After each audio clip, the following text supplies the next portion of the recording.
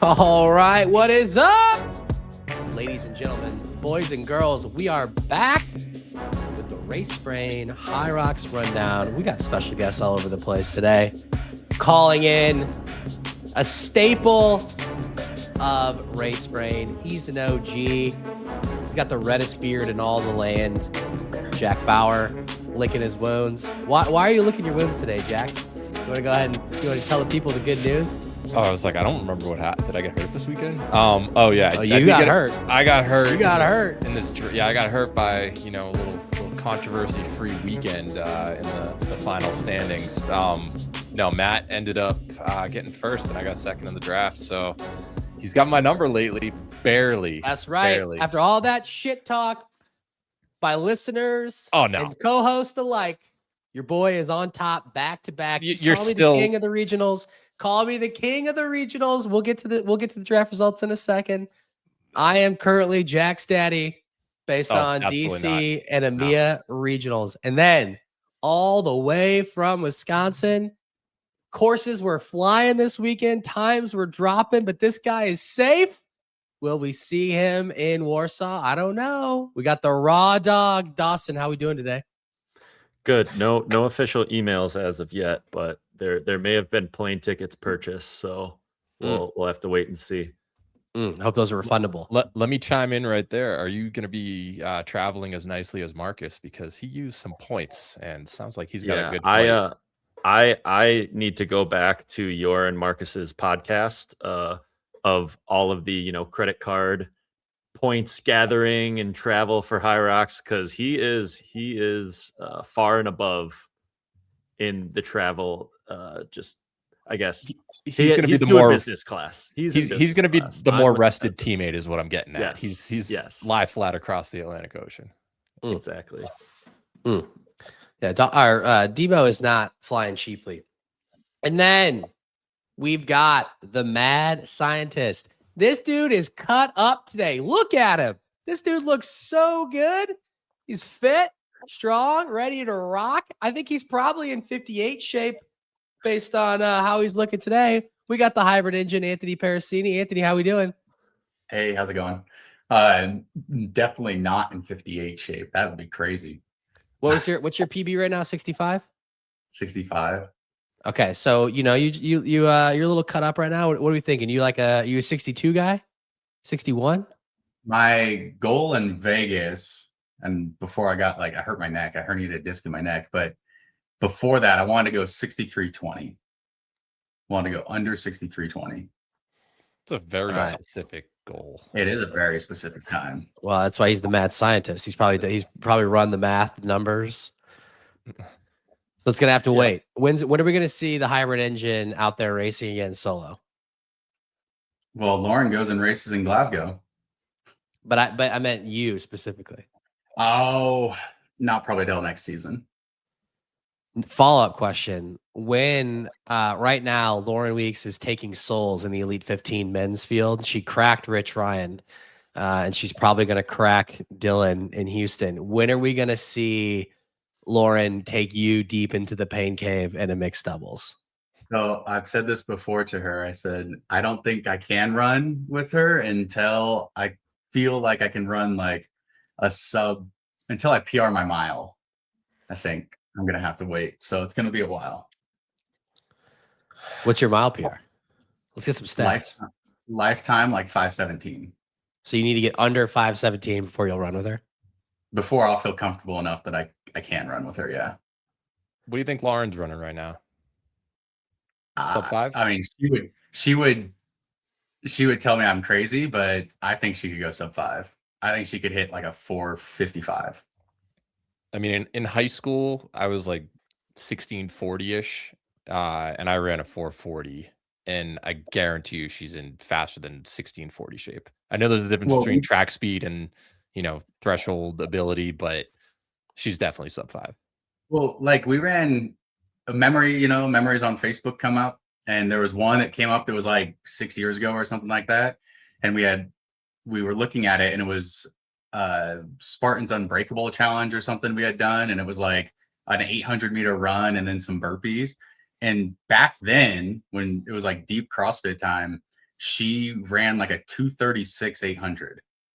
So I was like, oh, I'm pretty sure she could go sub 5 now. It's pretty good. It's pretty good. I think Dawson ran sub 5 hungover last summer, right, Dawson? Yeah, it's part of the race. You need to go to a bar and drink a pitcher of an alcoholic beverage by yourself, and then compete the next day at the 4th of July 1 mile race. And I ran like 4:42, pretty hungover. So Wow. Yeah, so that means Lauren is the probably track like speed. a 4. That's the track. That's like speed. Lauren's like a 4:30 then, for sure. For sure. All right, on today's show, we got takes, we got controversy, we got recaps. We had the EMEA regional go down at the London Olympia. Production value was world class. Before we get there, Jack, you want to go ahead and share those draft results again that you already alluded to earlier? Yeah. I mean, let's not pretend we're the only ones who were here for this draft. There was another person. Oh yeah, I thought we agreed that we turned off injuries for this draft. Yeah. Oof. Oh my god. When you score a 15, you're not gonna win. That means you had 3 people in last place position. Let's do a quick little breakdown. So yeah, Dawson, you got DNF 15. Number one. Not good. Yeah, and then, I was correct. I was correct on my first pick with Hide. I picked 4th overall and picked a winner. I can live with that. It's pretty good. Yep. But yeah, so far, 20 points for Matt. It looks more of a gap than it was. We'll discuss why, but I got 25, bracket 32. So on the season, my average plays 2.2, Matt's 2.6. You guys tried.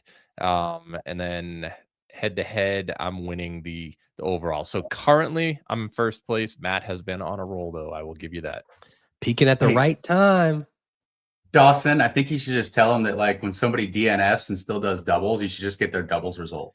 Honestly, I mean, I had 2 women that dropped out at the burpees. I should get whatever place they were in when they dropped out, and that should be just like, I mean, it would have improved. My first woman was 10th, yeah. so. Well, if that's the case, then I should get.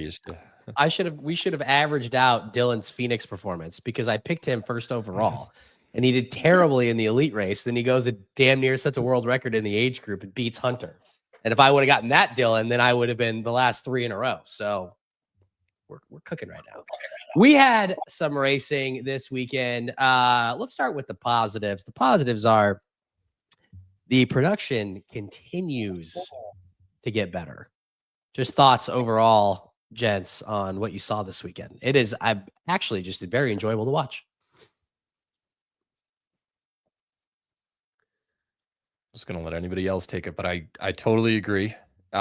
Singles, doubles, they're both unbelievably exciting.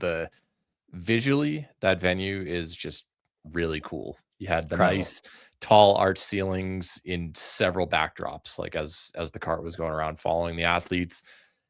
It's just a fun thing to watch, no doubt. The athletes are so tightly packed these days that it's actually good racing, not just like a blowout. Of course, there are certain athletes who break away, but in general, production's better, athletes are better. It's everything's going in the right direction.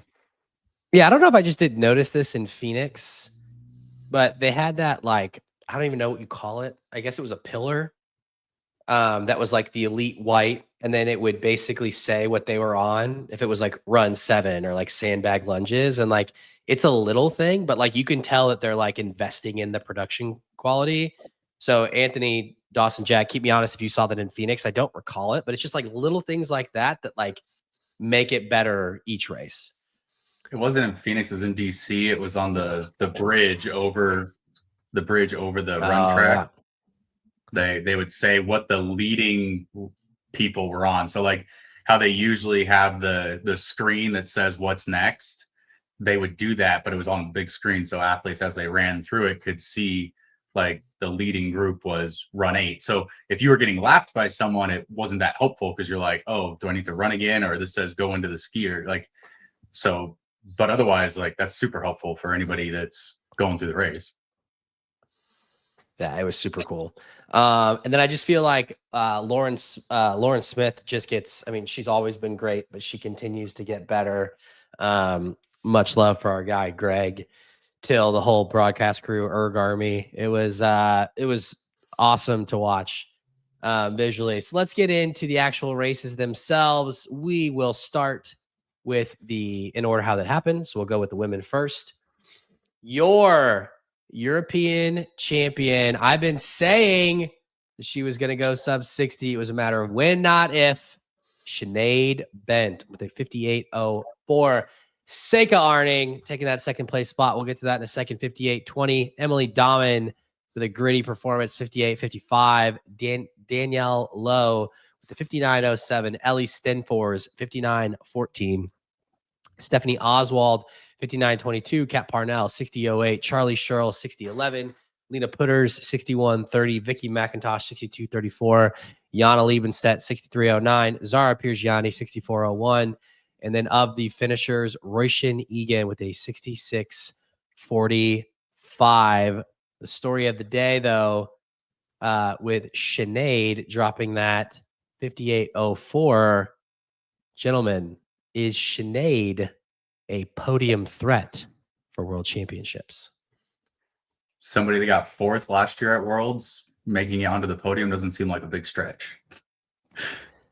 May not seem like a big stretch. However, we have clearly seen that there have been 3 women that have been head and shoulders above the field so far this season. And my point is that I'm wondering if that gap between third and fourth just got a little bit tighter. Time-wise, it's the third fastest woman in HYROX. It's quick. So, it's quick. Do we want to address that really quick? The overall times on the weekend? Jack, I think it's worth mentioning. I mean, some of them are ridiculous. We haven't even gotten to the men's race or doubles. Yeah. Have we thrown any of these in Jack's butt? Yeah. What's coming out of Jack's butt? Let's bring Jack's butt out of retirement, and then we can have a conversation because Anthony hates Jack's butt. So we could talk about the. That's fine. So Bauer's updated top times, Jack's butt. It was basically a little over 3% fast is what I got. So people were cooking out there. Doesn't take away from the racing, but if you look at, for instance, the Warsaw leaderboard, I think it goes down to 13th place now that women are sub 60 for their average of 2 times, and almost everybody had a time from this race. I think it's kind of hard to deny that this was a fast course, and then the men's races were just stupid fast. Look, we're going to get called haters. Let's just call a couple things out here. This is not hating. Times don't matter anymore after this weekend, so this is all going to work itself out.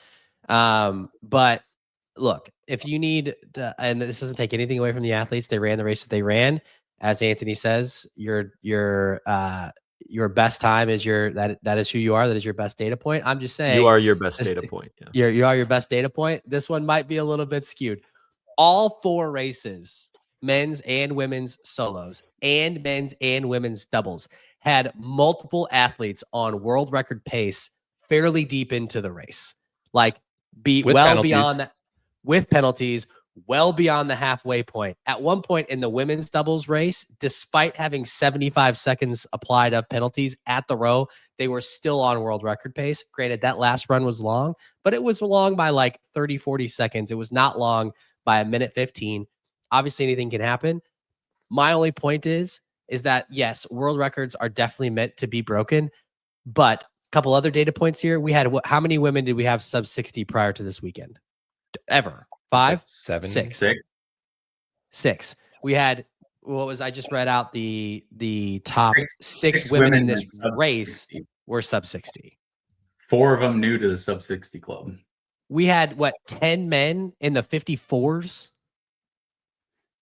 So like Berlin on crack, this race. Do you remember your guys' crystal ball episode where you're like, what's the bet over under 8 men all season go under 55? Yeah, that was wrong.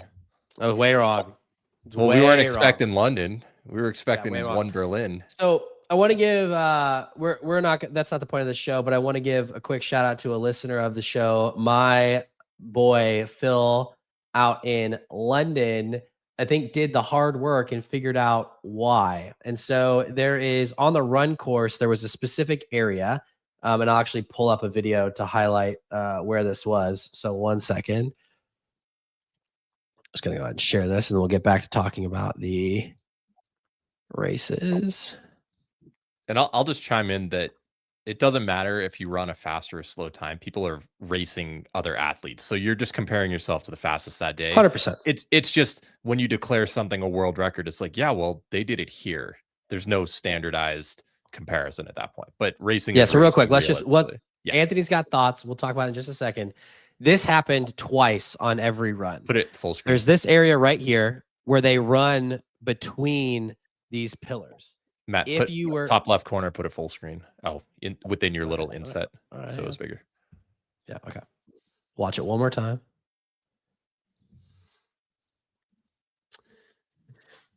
Top left. Hover over the video and Oh. There we go. Oh, it doesn't want to play. Oh, man. Operator error. You get the point. But the point is that there's a spot on both sides of every run lap where if you were measuring with a wheel, you would probably not go the inside of those posts between the barricade and the post. You'd go around it. That happens twice on every run. It winds up being 32 places where you could effectively short the course. So I think that is likely with the actual race line that runners took is likely different than what was measured. Obviously could be wrong. Pretty logical explanation to me. We'll go with that. It doesn't really matter. You still, to Jack's point, you still go off of the other people in the race. But I think that explains why we saw some. You're saying something like this, Matt, right here. There's Correct. like a hitch in a corner, and people are not going. They're not coming down, going out and coming down. Yeah, they're cutting the corner. So you do that over the course of 32 times, and that's what you're going to get. I mean, I think even Ronk, they asked him what it meant to take the world record, and literally Ronk's first comment where he like makes a joke about everyone wants world records with the courses, and then he kind of like does a Ronk laugh, and then he like quickly moves on. So, look, it was set up for a fast time. Times don't matter. That's what we've been advocating for. But it was a very impressive performance by Sinead. Specifically, I think one of the things that we have seen that has been a Achilles heel for Sinead, so to speak, is her wall balls. This is an athlete who I think there was multiple races last year where Jack, keep me honest, I think she was like accumulating like 20 plus. There was one race where she had like 30 plus no reps on wall balls, and that was actually it like happened multiple times, and we didn't see that be an issue this time. I mean, she still has some area of opportunity there, but 345 wall balls, which for her is pretty strong. So it wasn't just the running, it was also the ability to close. Other thoughts on Sinead? No, she ran a great race. The thing about the times is that, this was actually the last weekend that times matter at all. From here on out, it's only points that matter in placement. So the last event that time mattered and made time matter. So, but I think the athletes all ran fantastically. Sinead she led pretty much from the beginning, right? I think Emily was in front for a little bit at one point, but otherwise, like, Sinead controlled that race. She went out with Lena at the beginning, so she wasn't far behind at all. Yeah, it was basically a pretty dominant performance start to finish. Now, that being said, it did get pretty tight at the end. So the drama from this race was Ellie Stenfors actually crossed the finish line in second place and took the qualifying spot initially with a 58.14. That would be her chip time. Now, she was assessed a 1 minute penalty as she was passing. She did not go under the rig, but she went underneath Emily Dahman. and made inadvertent contact with Emily. I mean, I think anybody who watched it would agree there was no ill intent there. It was an accident. It was an unfortunate thing, but she did make contact with Emily Dahmen. It knocked Emily Dahmen over, and as a result, she was assessed a 1 minute penalty. There has been a lot of conversation and discourse around this over the weekend from various members of the community. And when I say community, I do mean community. I did have a long conversation with Anthony about this yesterday, and I actually asked Anthony if he could give his perspective on this because he is on the Elite 15 Athlete Council. And I had pointed out to Anthony that my problem with it was that there was no penalty in the rule book for this, or no obvious penalty or 1 minute penalty. And I think a lot of people came to that same conclusion. However, Anthony has a very solid explanation for why the penalty is what it was and why it was assessed the way that it was. So I actually think that to clear this up and to clear up some of the drama in the community, I would actually hand it over to Anthony to explain why the 1 minute penalty actually probably makes sense in this instance. All right. I don't remember exactly what we had talked about for this, but the race director, the Matlock. Oh yeah. Okay. So I was reading through the rule book, and you're right. There's not a direct penalty that says like part of this, but I would classify it as the race director has that discretion. I think I screenshot you what it says is that the race director has discretion when it comes to time penalties and or what could be interference stuff like finish line interference that we saw that could have come into play with Sean Noble and Thomas Turdvik last year, or anything like that where there's contact or unsportsmanlike conduct. Now, this was inadvertent, but it still affected another racer's race being like, yeah, Emily, like she was right there. She was about to finish. She was a couple wall balls back and it wouldn't have changed much, but the contact was still made, which means like you have to, you can't like just run through. You have to avoid contact. You have to consciously try to avoid contact. And it was just, to me, it seemed like she was excited. She was like, oh my God, Seka's right there. She's one wall ball back. Like I have to get to the finish line, and just didn't take the right line getting there. She probably, now what line she could have taken, I don't know. I think like the only option for her would have been to run around outside, but her judge was right behind her. And that's just like how it was set up. But if Ellie had come in before Emily, that wouldn't have been an issue. But Emily was in there first. Ellie ran through the wall ball, made inadvertent contact. I think the rule was, well, that's contact or interference, which could have been a DQ. And instead, the race director made a decision, most likely, that said it was inadvertent. Here's 1 minute instead. Yeah. So Jack, I know you and I were discussing this over the weekend over text. So the answer is that, and this is what we were not aware of, but the rule book does state that when it comes to time penalties, that the race director does have the ability in their discretion to assess time penalties for certain actions. This would classify as one of those things. So for everybody saying that this was not in the rule book, yes, not explicitly, but it does, I think we can all agree, it does fall under a category of things under Matlock's discretion. So basically that table at the end of the rule book is not a catch-all. There's room for adjustments if there's a certain situation that pops up. Correct. Yeah, then you're never going to spell everything out. So you have to have something in the rule book that says any other things we can take under advisement and assess how we want. Like, yeah, there's got to be a rule in the rule book. I think the confusing part is how was 1 minute decided on? Because there are parts where it's 15 seconds, 2 minutes, 30 seconds. Like, why was 1 minute chosen? Just 15 curious. seconds is usually for something you do wrong in an event. So staggered feet. If you're affecting another team, you can't quantify how much it's benefiting you or how much it is taking away from. Emily fell over. If she falls over and hurts herself and can't finish the race versus she got back up and finished, but you can't really measure how it's affecting it. So I think under the discretion of, it was more than a 15-second penalty, but less than a missing a lap penalty, Also, I think not also worth noting really quick, but I'll let Anthony go. Also worth noting that like for unsportsmanlike conduct or contact with other athletes, it actually does explicitly state that that can lead to up to a DQ.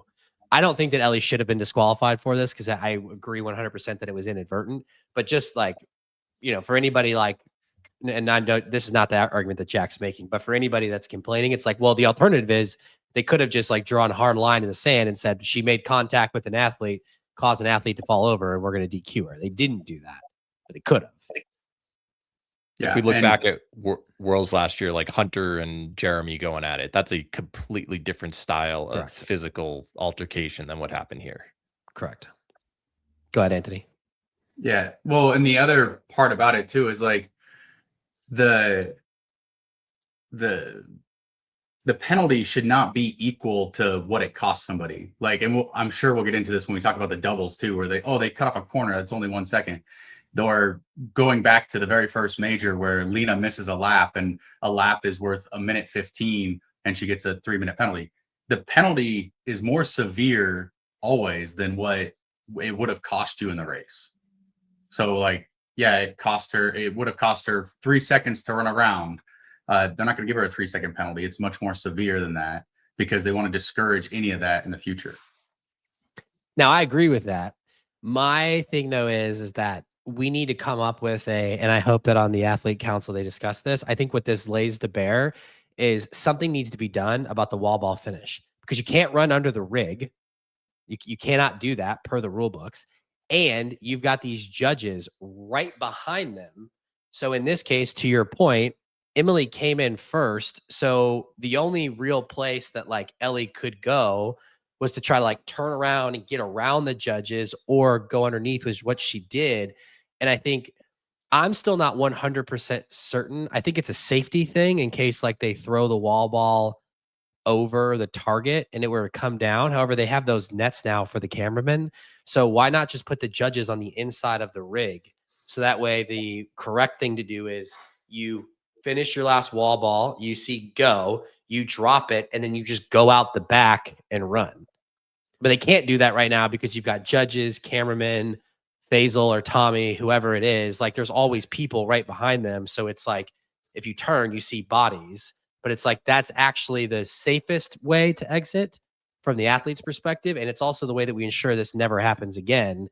Because I guarantee when it comes to world championships, we're going to have 5, 6, 7 women, maybe even 5, 6, 7 men who are coming. It's going to come down to, and we just saw this in Phoenix. Like, when the JK and Rich finish, like, I mean, this is going to happen. So like, I think we need to think about where these judges are being positioned so that it's not a problem. Well, because every course is different, it's unique to every situation. In Phoenix, you did actually have to turn around to go. So you would never have ran under the rig. It wouldn't be an option. You'd be running out of your way. In this instance, the fastest way was through another person. So the athlete's just taking the fastest way. So yes, the judge placement has been a topic in the elite briefings as well. And it seems like the best option would be under the rig. But then what do you do for doubles? Because then for doubles, it's different. So they're trying to find a standard where they can have the judge in the same position for every situation. But since every course is different and doubles and singles are different, you just can't, it's hard to have a standardized positioning for the judge where they are still getting optimal view of everything. And then, yeah, if people are coming in and there's 3 people in front of them and they have faster wall balls, they have to run around 3 people to get to the finish. You can't predict every single situation that's going to come up. So it seems like under the rig then would be the time. Yeah, but it still seems like under the rig then would be the right play because the athletes are not allowed to run under the rig. So you're never going to run into them there. And then you could position yourself on the post and then you'd have an angle at the hip crease. Then there's probably going to need to be rules or something against the doubles athlete who stands under the rig. And is it like the sled I see what you're saying. where you have to run out of the rig before you then turn up? And so there just needs to be, I guess, more conversation about that because there's just too many factors and too many races of. Well, but why did the doubles athlete need to be under the rig? Why can't the doubles athlete just be where the judges are today? Well, that could be changed, but that is It's like why you have to stand on the mat behind the rower. It's just a rule. I do have an idea. What if you put like a little, not a barricade, just something soft, so in case you run into it, it's not gonna like get you. But if you basically prevent athletes from running close to the rig and they already know they can't run under it, that'll essentially incentivize them go to the back out of the way. And if you also position the judges, you figure out that path of least resistance that everyone's going to go, just make sure they're on the opposite side of that turn. So in this case, if people are doing wall balls here and they've got to run this direction, the judges are on the other side, and that's course dependent. But I feel like that would be a workaround if layouts are different at each venue. Here's what we do: we put everybody in cow stalls, and then nobody can see if they're to depth besides the judge, so nobody can complain about that. And then you have to run out the back of the cow stall and then down. So that'll eliminate all controversy. It's a good idea. I was just thinking like a piece of like caution tape at like chest level between them to create like a little corral, but yeah. Cow stalls could be the future. Could be the future. That's a Wisconsin Actually, I think idea for you there. If you talk about like ideally, but they would never do it because it would change who has to run the most, is turn the rig so it's like facing the finish line, and then the first people in get the spots that like you basically just run straight through to the finish line. Then everybody else, like somebody on the end over here, has to go diagonal to the finish line. But if they just turn the rig perpendicular to the finish line so that I was wall balling and the finish line was in front of me, just for the elite races, I think that would solve it real quick. Nobody would run down a lane into each other. You just run through. I don't want to skip ahead for doubles, but I did notice during the doubles coverage that the teammate who was waiting underneath the rig did go through the rig, like when running towards the stage, but it explicitly says, maybe I'm only looking at the singles rulebook, not to go under. I wonder if it's in the doubles, but that definitely happens in doubles where the non-participating teammate does run underneath the rig. Well, I feel like we had this happen in Melbourne, because I feel like, didn't this happen? Wasn't this effectively what happened with Fabi and it's always Jeremy, and then Bo and Eugenio? Like this same exact thing happened. One team, I don't remember exactly who was who, but like somebody ran around, but then somebody ran through, and like that led to the confusion. And then I think that there was like, I think this played a role in that, did it not? Or am I misremembering? It does say it in on page 35 of the doubles rule book. Racers, plural, must not run underneath the wall ball rig when making their way to the finisher stage. They must go via the outside of the wall ball rig. So yeah, that basically is what you're describing. You got to remember there are some rules that are updated in the briefing for certain situations during the race. And in the past, they did do it where it was the person finishing the wall ball. It was their chip. I think it's changed since then, but that was the rule. Yeah. All right. We don't need to relitigate the past. I'm just saying this has now happened multiple times, so where I think that hopefully something is done, because it is still an issue. Back to the racers, credit where credit's due. Seika Arning, who was unlucky to not have already been qualified, not only walks away with a great PB with a 58.20, she went unbroken on wall balls, 330, and ultimately winds up securing her spots. And as far as feel good stories go, this one feels real good. Seika is a great ambassador of the sport, a great athlete. She has been known to have wall balls go very differently. This is an athlete who we have seen pass out a few times during wall balls, unfortunately. And so, it's been something that she has struggled with. And so I think it's a full circle moment. I think Lauren said it best in the post-race interview. Wall ball drama and Seika are basically notorious at this point. She can't get away from it. But one, just great to see her qualify, and two, awesome to see her execute at the end when it mattered most and take that qualifying spot. Yeah, she's figured something out nutritionally to, have a little bit more at the end of the race. And I mean, she's had fourth places in majors before. This is definitely the biggest showing of her career, I'd say, in a solo race. So hats off to her. All right, let's see if I can get a different response out of Anthony with this question. So Seika, we have seen Seika is can be a bit of a roller coaster athlete. When she is on, and she is dangerous. And then when she is off, we have seen some tough finishes and tough performances. But with this 58-20 and unbroken wall balls now in her arsenal, is Seika Arning a podium threat at World Championships? I mean, Seika's been right there at the top, and she always does have that like real close. Like she finished 4th in Glasgow, right? And she's been close to the top entering wall balls before. It's not like she hasn't been in this, but she was 4th in Glasgow, 4th in Hamburg, and now she takes 2nd in this race. She's always right there. And it's when her wall balls are on, she has a great race. But we know, like, just from her posts and stuff, that she's had I think she said it was Reds, like nutritional issues and fueling problems, and she's getting that solved. And to go 100 unbroken, she actually went like 103. I think she had 3 no reps. So 103 reps consistently, just being able to do that. If she can put that together over and over, it'd be great. Now we have seen her go. She went, 4th at Glasgow and then fell down the leaderboard at Worlds. She went 4th at Hamburg and then hasn't had the same performance since, and then until now. So like she does have those ups and downs, but I think she's getting closer and closer to putting it all together all at the same time. And I think there are a lot of legitimate real podium threats or top 5 threats in the women's field.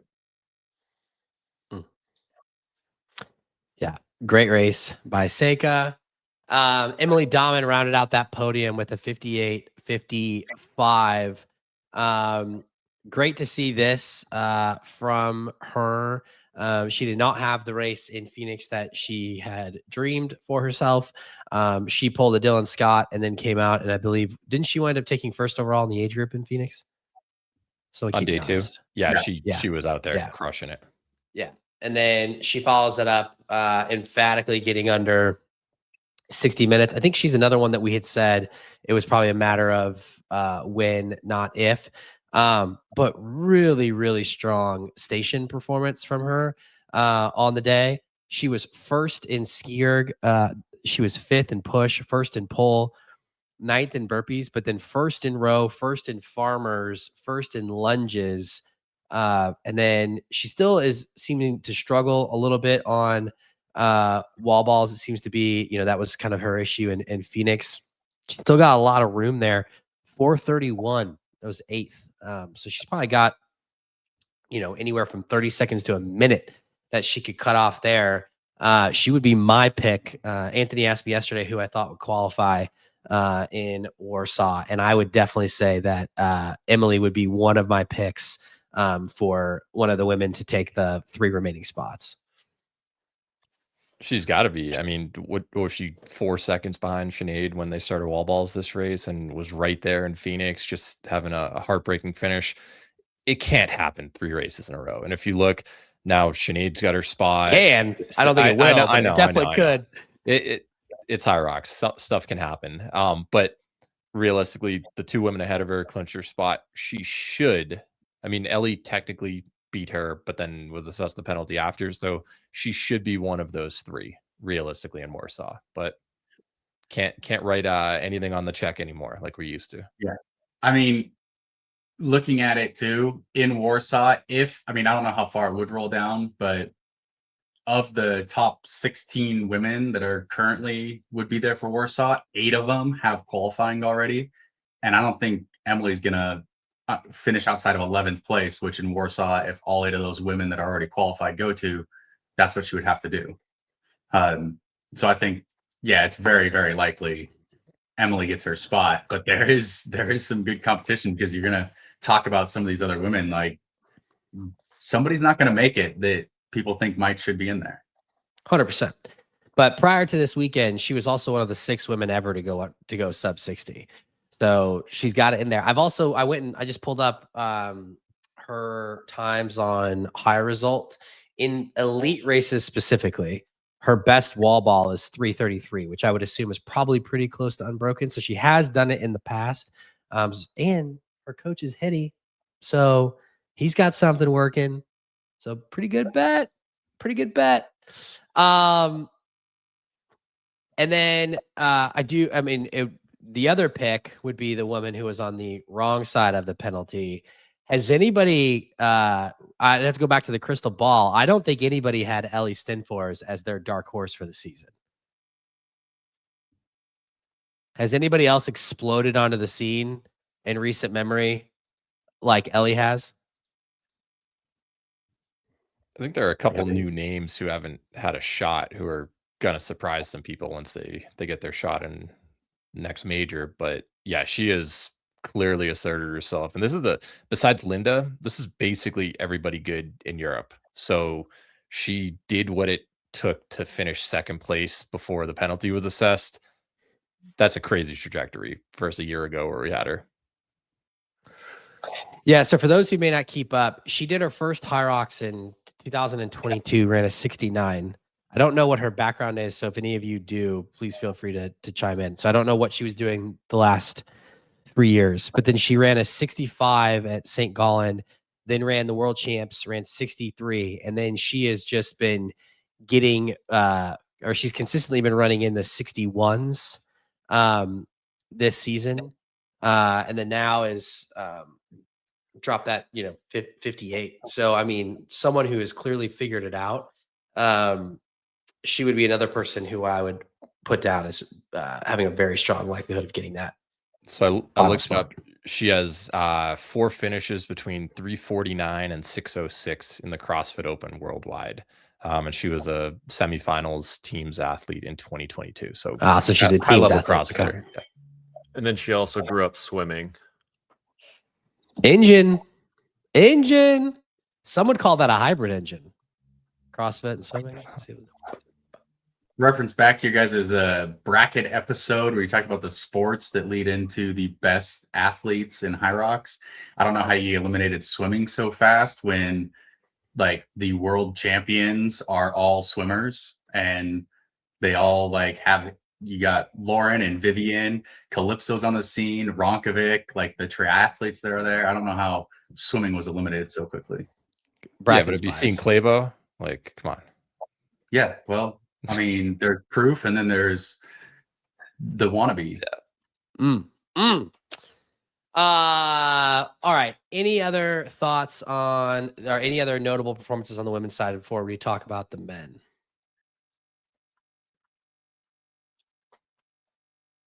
Nope. All right.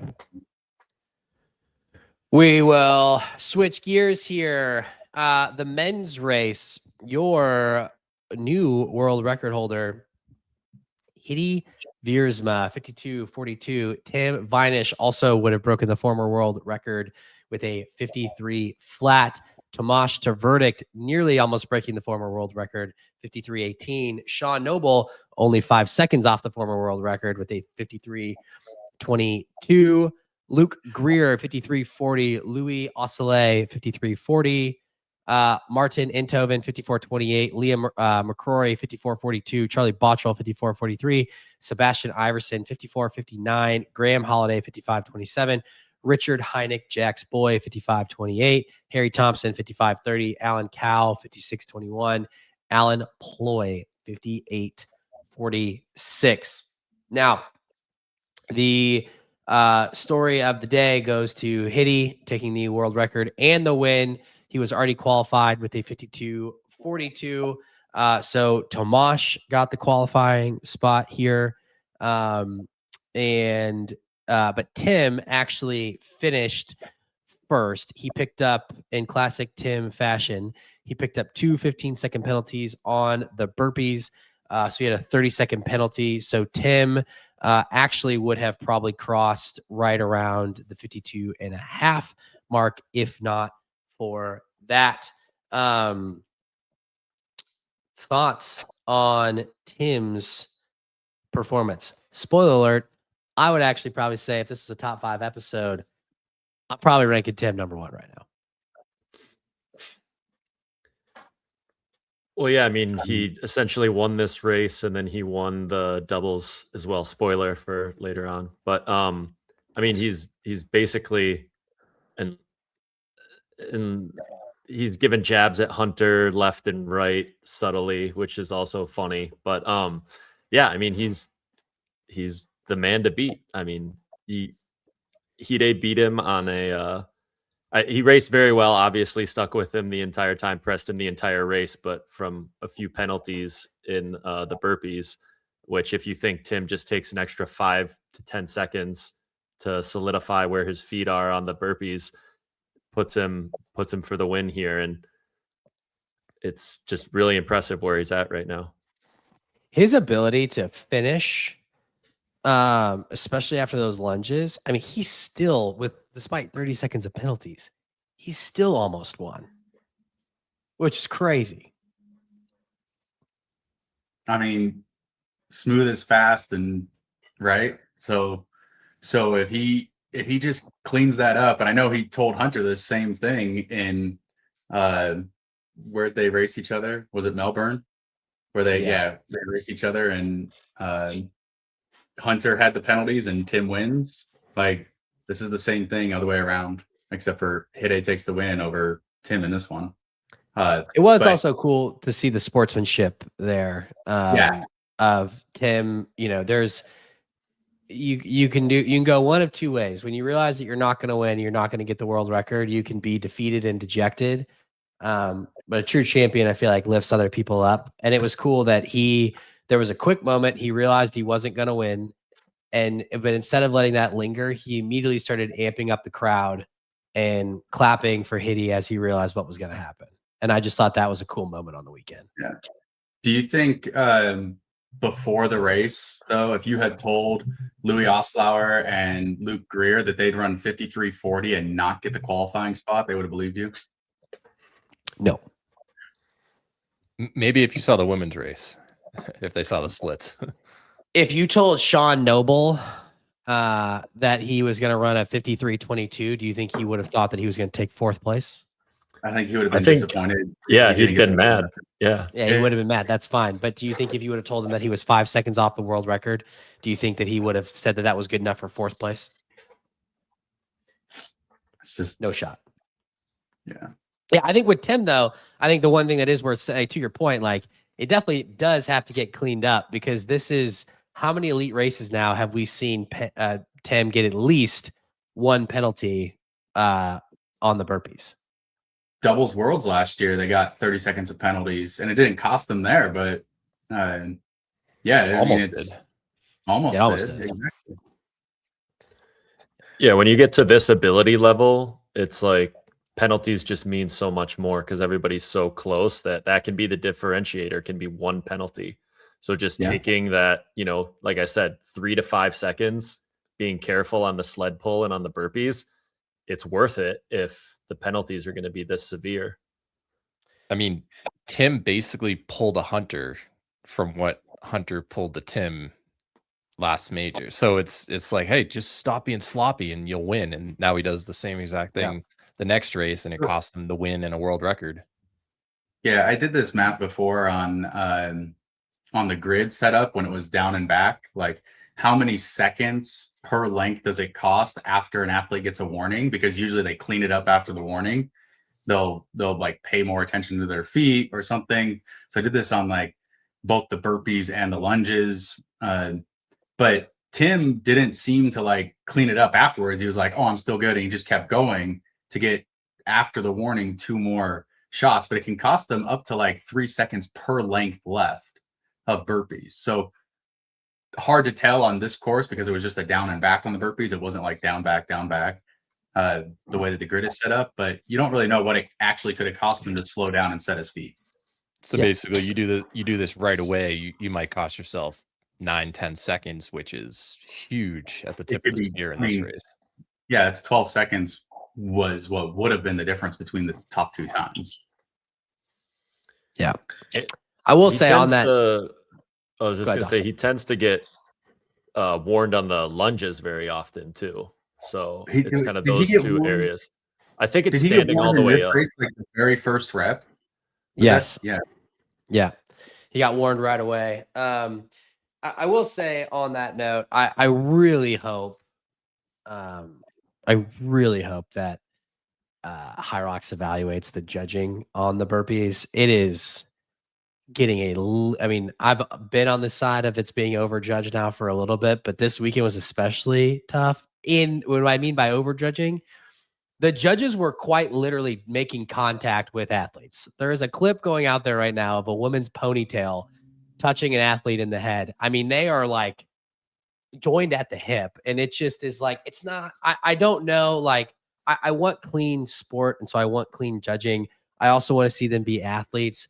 I also think that, like, when you're trying to race and you've got another human being, it makes me nervous just like talking about it. I can't imagine what it feels like whenever someone is like right there on you in a competitive race. Like, I really hope they clean that piece up. I think it'll be adjusted and fixed. Like, this was special circumstance. This isn't the grid course. It's a pro course setup for the elite races right now. And it has everybody crowded into that. Like, you saw how crowded that burpee area was. Usually when the elite races go, they have their own lane and there's an empty lane next to them that their judge can be in. So, like, this isn't going to be a common problem moving forward. It was just like special circumstance in this race. They have to be that close. What else are you going to do? You're going to have the judges walk along the side rail there and then just point and call out, "Oh, hey, you got a card." Then the athlete doesn't know. That's a good point. Do you know why they moved away from the grid, or why they've moved away from the grid?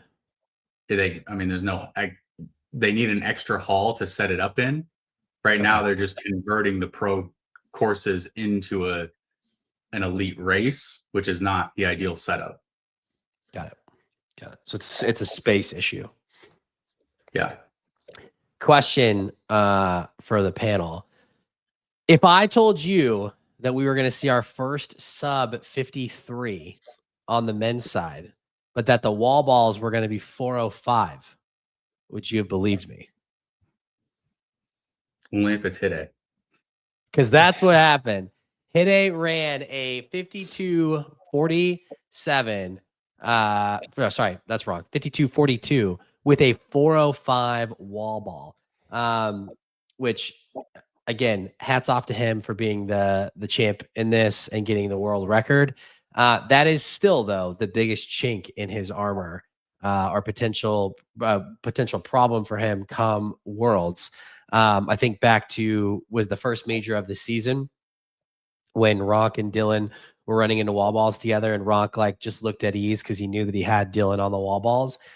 When we get into that world championship race, you're going to potentially have, I think back to our episode with JK, where JK said he thinks that there's 6 or 7 guys that could win. He wouldn't tell us who those 6 or 7 were. I'm willing to bet that Hide is one of them. But if you do have a group of athletes coming in together, Ronkovich, Tim, Hide, JK, Hunter, Dylan, that is going to be his potential downfall, is the wall balls, which is crazy to say when you ran a 52.42. So you said it was 405 for Hide. Tim's wall balls without the penalty is a 355. So it's still close. I mean, well, he's taking strategic breaks.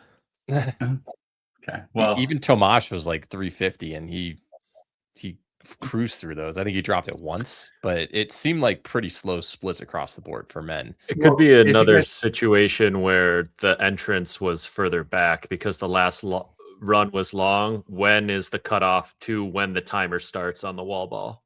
They did that big U-turn also at the end, so you're probably right about that. The timing mat was backed by that big U-turn, so they had that whole extra run in. So that's probably 15 seconds right there. Yeah. And maybe Hit is like, oh my God, I went 405. I need to get so good at him. And now he's going to like be a machine, thinking that he's already a machine. I know, but I'm never been done before. If that's the one chink in his armor and he thinks he went 405 versus previous races, it's like, it's going to be dangerous at Worlds. Yeah, he was pretty dominant on the day. Second place in the ski, third in the pole. First burpee broad jump, 209 on burpees. That's nasty. 121 farmer's carry, which is only good enough for third in this race. Sandbag lunges, 251. Wall balls, 405. 29.57 run total. So cooking. Burpees were really fast across the board here. What do you think that was from? Well, but the in obvious and out arch were like on top of the, so I don't think there was any excess whatsoever for like rock zone time. Yeah, they just got going right away. And it was, to your point, it wasn't a grid, right? So it's just down and back. So they just went straight down and then came right back. And that's always the only faster setup is was Chicago. Was it 23 or 24 when it was just a straight line? I think it was 23. Yeah, when they had the major there and it was just a straight line. No, they did grid that year. I think I'm conflating the age group race. There But was a race with a straight. yeah, there was a straight line. I don't with, remember which with, one it was. Yeah, with straight burpees. That's the only possible faster scenario.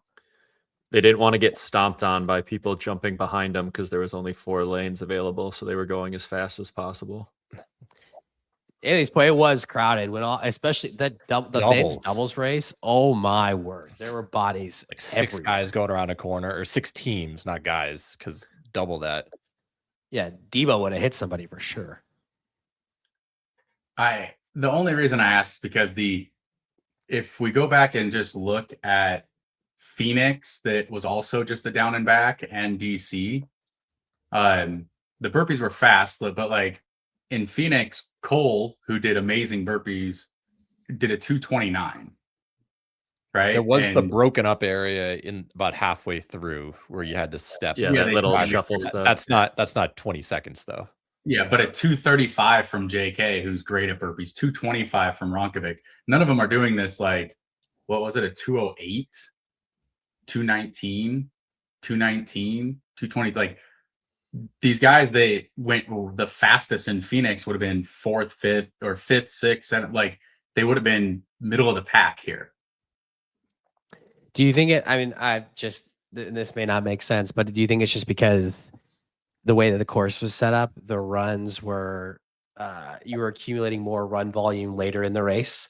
Whereas I think in Phoenix, I think the longest run was run 1. Yeah, it's like a fatigue thing. Could also just be overall fatigue from the sleds. The sleds total time between the two seemed to be about like 5 minutes in this race. So maybe everybody was just a little less tired going into burpees. The sleds were definitely on glass. The top sled time was on the men's side, I think it was like 151. 150.7. Harry Thompson. Yeah. Well, and that's why I like to look at the price, combined total times, because then you get a little more indicator. The slowest sled time was 220. Yeah.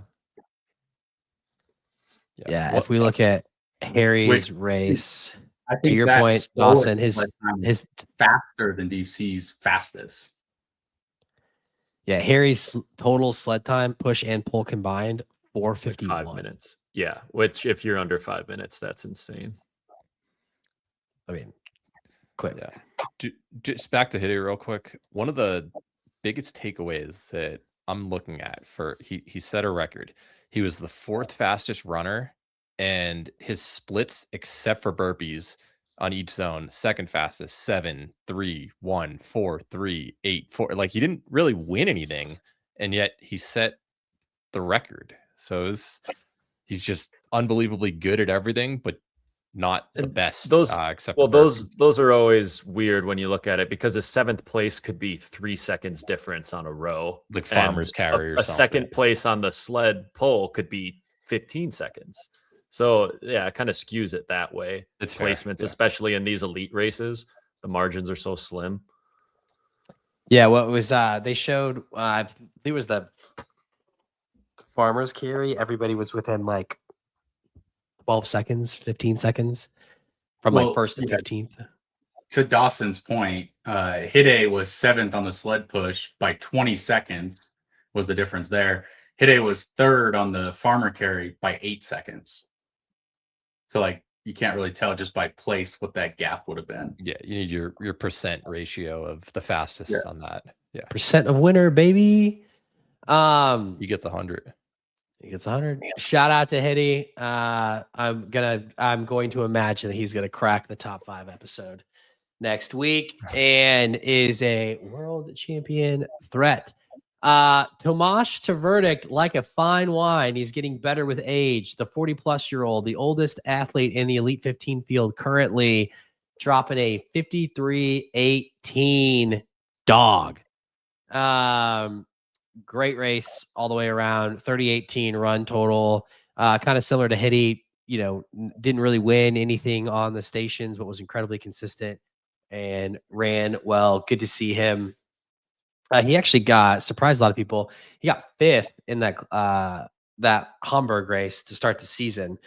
Missed out on the qualifier and then comes back and emphatically stamps it. So good to see that for Tomash. And then, yeah, I mean, to Anthony's point, Luke Greer and Louis just incredibly unlucky. If you would have told them before the race they run a 53:40, there's probably no way they don't think that they're getting that. But Luke just continues to get better. His run prowess is well documented at this point. He had the top run time overall with a 29:13, which is just nutty. And he's getting better at the stations. You know, he's still got some room to go on the wall balls, 435 wall ball. But other than that, like I mean, it's really kind of hard to find a hole in anybody's game when they run a 53:40, 310 sled pull, 213 push. Everything is right in line. But I definitely think that if not this year, Luke is going to be someone to watch out for in the coming years. If he gets better at these stations and is able to maintain this run ability, like the sky's the limit. Back to Tomash real quick. Entering sandbag lunges, he was 29 seconds away from the podium, and he just closed that gap. So you're never really out of it if you're a monster at those final 2 stations. JK and Phoenix. Other thoughts on the men's field? Wasn't really any of the drama and this race. Jack, is your boy Heineck? Is he going to do it? Hey, I mean, I think he was in 8th or 9th at lunges, and then he just can't figure out wall balls. So I don't think this is the year, but eventually. That's a story for a lot of people. What do you think this means for Warsaw? Like, with all these guys qualified now, like looking at it, honestly, the only auto qualifier not qualified yet for Worlds is John Wynn. And then if you roll down to the times, Luke Greer is the first time that's not qualified, the first average time. So, but literally, if you take the top 15 men right now, including the auto qualifiers going to Warsaw, only 4 of them are not qualified. I don't know what it means because the men's race I can't peg. I was actually talking to Rich over the weekend, and my exact statement was, if anybody came on this show and said they were picking a winner for the men's race, the question was just insert name or the field. I'm taking the field. The men's race is wide open. I don't know like that you could pick Tim, Ronk, Hitty, Hunter, JK, Dylan, Anthony. We know that you are always behind your people. So even if you said like JK, I'd be like, I'm still taking the field. You know, if Jack made an argument that he was going to take Hitty after this weekend, I'd say I'm taking the field. And I guess I say all that to say, like, I don't know what's going to happen in any of these races. I definitely, you know, Charlie Bottrell didn't have his dad. I didn't think that Charlie would be that far back. We also know that like the men, for whatever reason, some of the top men just like aren't racing. I'm still not exactly sure why Ronk didn't run this race, but ran doubles. So I don't know that he's going to go to Warsaw. Who knows if Tim races Warsaw? We know Hunter's not racing again until World Championships. Rich isn't going. Racing. I don't know if Dylan's going. And so yeah, Anthony, I guess to your point, you were worried about all these qualifiers. I think there's going to be 5 to 6 qualified guys who just don't show up. Yeah. So it may I think you're going to have to finish top 5. Point. You might even have to. It's possible. I don't know that it's how plausible it is, but it's possible you might have to finish top 3 in that race. Because I do know I'm curious how far to roll down. We might see a raw dog. We might see it roll down to a raw dog. No. But on that point, this race this weekend essentially just skews the entrance for the Warsaw Major. On the men's side, I'm talking specifically, you'll have men who are qualified in the singles and doubles who may not make the Warsaw race. They're already qualified for the World Championship, and they are not time qualified for Warsaw. That's how much this race has skewed the results. Well, that's what I was saying. So it's already updated. Right now, the 11 out of which are the 11 qualifiers, are all in the top 15, but the lowest one is Charlie at 14th. Rich is sitting But at that's also- 13th. Yeah, so I'm saying there's even qualifiers outside of the top 15. In the men's doubles, there's 3 teams that are qualified that technically will not make it on time because of this. Well, these in results. doubles. Well, I mean, Morgan's not qualified on the women's side to race Warsaw, but she's qualified for Worlds, just like time wise too. Yeah. So Yeah, so I guess so let's just go through this really quick, Anthony. So I don't know if JK is going or not. We do know that he's we do know that he's running Brisbane, which is either the week before or the week after, so he may not want to travel. So chalk that up as a maybe. I don't Tim, think he said it yet, so I'm not going to. But yeah, it's 5 days before. Yeah. Tim may or may not race. Tim just said, I just saw he was posted up in Miami immediately after already, and he said he's there for 10 days. Yeah, so Tim's not racing. Hunter definitely not racing. I mean, I don't know. I don't know that Ronk would race. Like, he didn't race this weekend, so like, is he going to race in 3 weeks? I don't know. I don't know about Dylan. I know Rich has said that he's not going. Dylan will be there with Steven for doubles, so he may just do singles as well. Yeah, because that's a race. Okay, so between JK, Tim, Hunter, Ronk, Wynn's going to have the same exact conundrum that JK is going to have. And he's also moving down there, like, I think, as we speak. So maybe he doesn't go. So that's at least 5. Let's say. I bet that his is dependent on if he gets the qualifier out of Australia. Which now that Bo's now hurt, he has a like, better shot. Yeah. He's got a pretty But it was Tom Rogers is also going to race. Yeah, but Tom also just started running. I hope Tom is healthy, but that's going to be a tall order. So you got so far that's at least potentially 5 roll downs. We know Rich isn't going. That's 6. Who knows if Cole will be over there anyway too, because he's going to be racing. The plan is to race with Alan. Right? And Alan may have a child that weekend, so yeah. So if Cole's going to be over there, Cole's going to race. So, so you're talking at least probably 6, 7, 6, 7. And Emilio's hurt, so if it would roll past him. Yeah. So okay. So 8. Right. Who knows if Hitty's going to race? So 9. So yeah. So to your point, I mean, we could be looking at 9, maybe 10 roll downs for this, which means listener of the show, Jack Driscoll, said he was shutting it down. Well, Bo Will was hurt too. He just posted something. So there's another, like, it could really roll down 12 spots. Oh yeah. Bo's done for the season. He said he wasn't racing. Yeah. And Josh Van Zeelen is also done for the season. He just had a hamstring surgery. So Jack Driscoll, we might be seeing you in Warsaw, buddy. It's getting tight. All right. I told everybody this wasn't going to go 90 minutes, and we're already getting close. So we gotta move this along.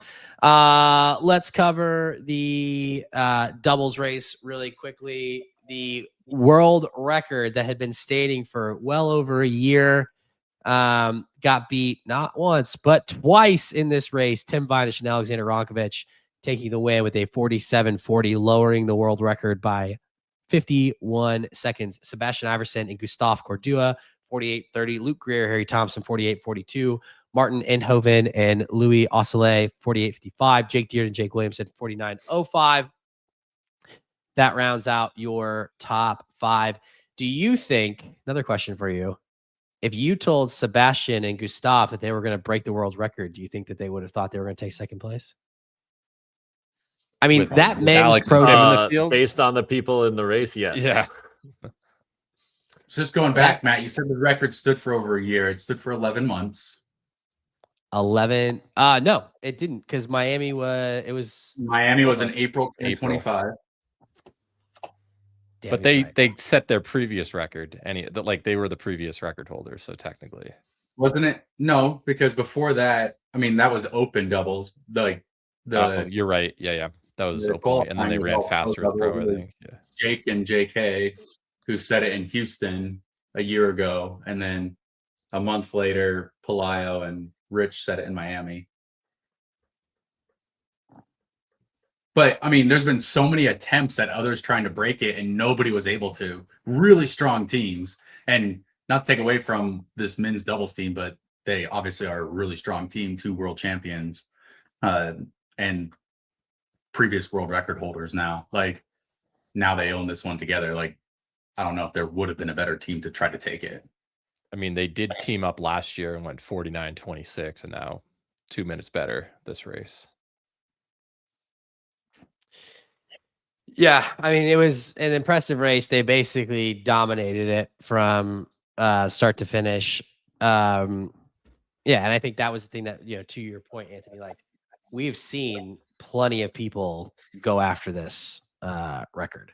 It's no secret Hunter has been trying to get this record basically all season long.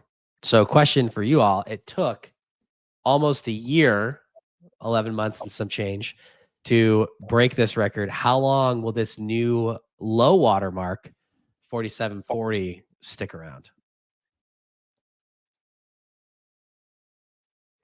A while. This is Berlin? a very favorable course to do it Yeah. on, and you had arguably the 2 best in the sport teaming up, feeling good. Alex was fresh. It's going to be hard to beat. Well, so here's the question, right? I think it's gonna depend on, does somebody like a Hunter or do people like Rich and Pelayo make a run for it just to get the record, right? Because the doubles rules are changing next year. So, you have to partner up with someone of the same nationality. And I can't think of 2 athletes that are the same nationality right now that have a shot at taking this down. Maybe Dylan and Rich. I mean, Matt, just for clarification, 2 non-national people can still team up and run any doubles. No, It's not I know like that they. that's I totally know they gone. can. That was what Matt Yes, was getting at. I know that they can, but I'm saying, how likely are they? But if you want to make the Elite 15 doubles next year, and you want to race the singles, you're going to have 5 races for solos. You're going to have 3 races for doubles with a partner of the same nationality.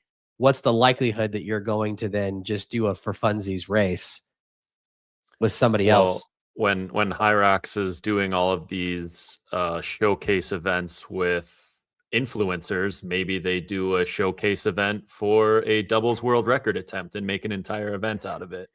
There's an idea. That'd be an idea. A lot of people asking. Marcus really loves the influencers, by the way. Loves the influencers.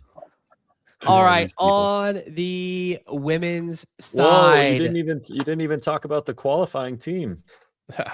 Rude. Luke Greer and Harry Thompson. All right, talk about Harry it. We're running out of Thompson. time. Well, Harry Thompson, is not really known for being a runner-esque. He was always known as the sled dominant guy, station guy, and now he's keeping up with Luke Greer. That's pretty impressive.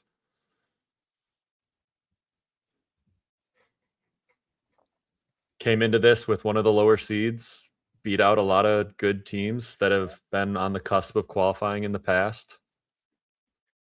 Sean Noble and Ollie Fricker, 6th, got beat by 2 teams, and they were the first team out in the last major. A lot of shakeup for the qualifying positions. A lot of shakeups. Any other storylines on the men's side you want to cover, Dawson?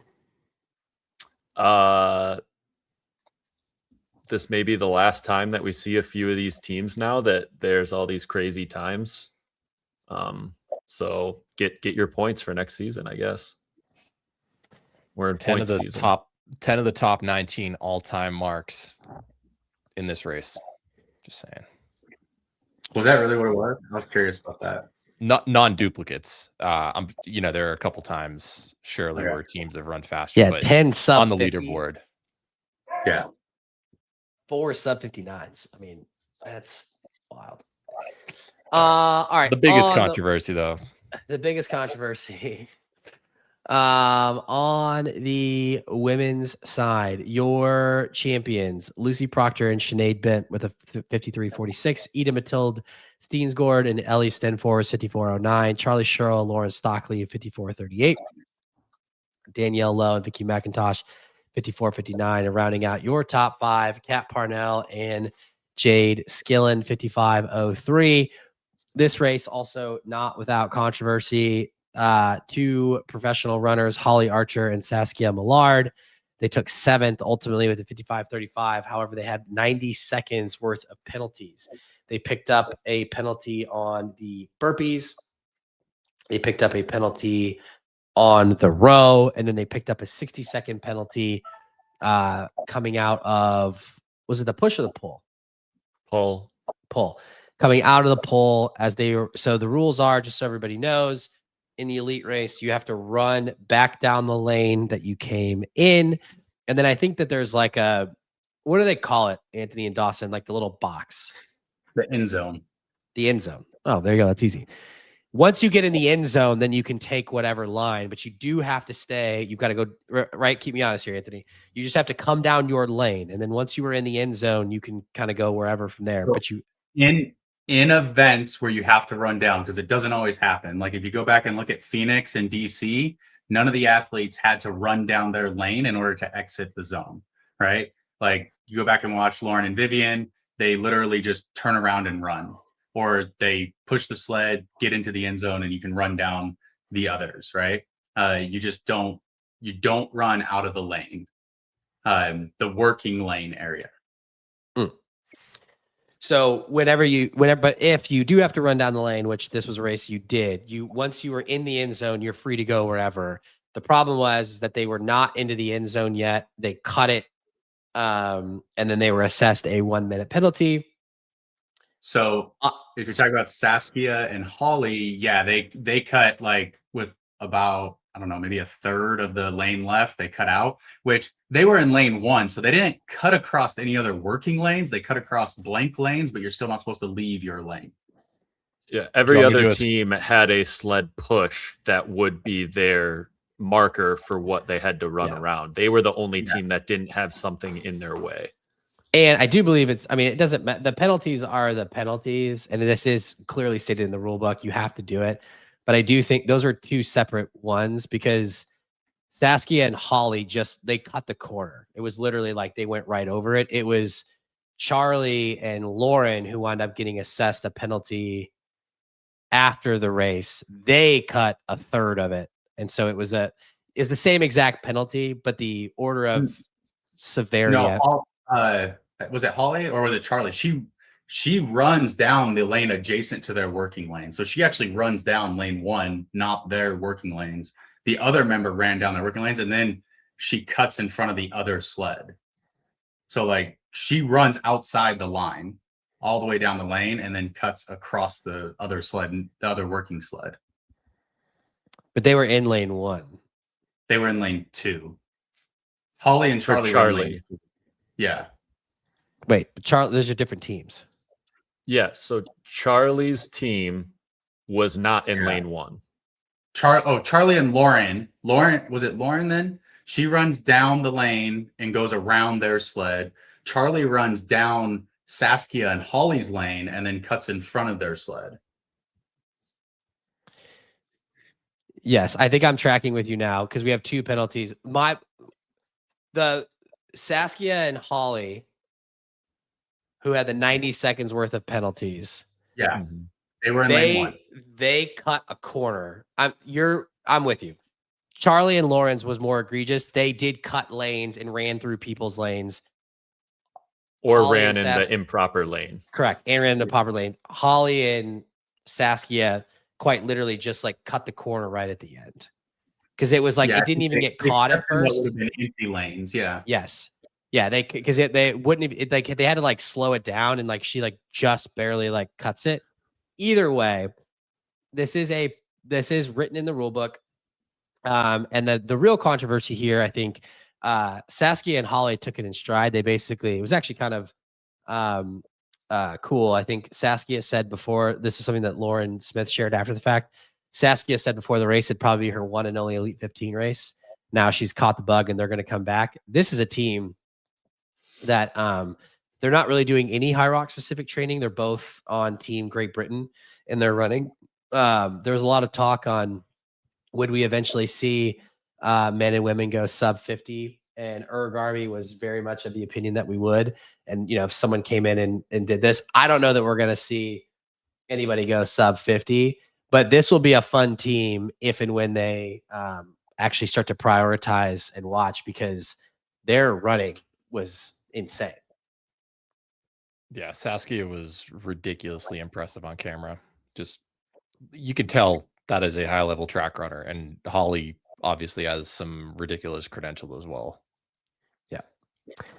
Yeah. The controversy out of this race was that Charlie and Lauren had won, or so we thought, and then I believe an appeal was filed. They did cut the lane. It was on camera. There's really no argument there, and they were assessed the 1 minute penalty after the fact. That gave the win to Lucy and Sinead, which good for Lucy. She's had some tough health issues over the last 30 to 45 days, and then DNF the night before. If you want to know what was happening, she was pretty open about it on Instagram, so you can go read the post. But she's another athlete who is just a positive light and a bright spot in the sport, and so good to see her get redemption on the second night. But then that meant that Ida and Ellie qualified. They took the qualifying spot with a 54:09. I believe they had one of the. Where did they rank all time prior to this race with their previous time? They were like one of the top 5 fastest times ever, right? Ida and Ellie? Yeah. Fifth? Yeah. Jack? On the elite, Yeah. I'm on that tab. They're like 55:01, right? Yeah. So they are now in. I would imagine that we will see Charlie and Lauren back in the last race. That's it. I said there was no way we'd go 90 minutes, and we were bumping right up on that. Gentlemen, any final thoughts? I know all of us have to get back to work. I just have one kind of final thought on the sled pull incident. It's essentially not even really like a sled pull penalty. It's almost like a track penalty, because at that point the sled pull is over, and the distance that they're running is actually the run course. It's technically not the sled pull. So really the penalty is for cutting the course on the run course and not the sled pull. Because in DC, when we're finished with our length, we just run down the line and we're into our run. This is technically, you imagine that this is their run course and they cut their run course, is kind of a way to look at it. So it's different penalty than the normal 15 seconds stepping on the back out of the box. It's actually like a run course penalty. We saw Emily get confused in the solo race also. I'm like, oh, am I supposed to run across it at the end? So there was confusion throughout the weekend. Yeah, it's just like what I talked about with the wall balls. Every situation is different. Every setup is different. So there's technically different rules or different things you have to think about when you end stations, depending on what the setup is. Yeah.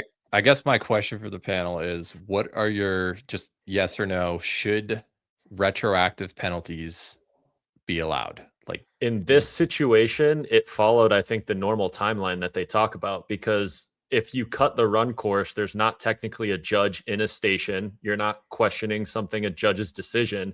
You're going back and reviewing footage of somebody cutting the course, essentially.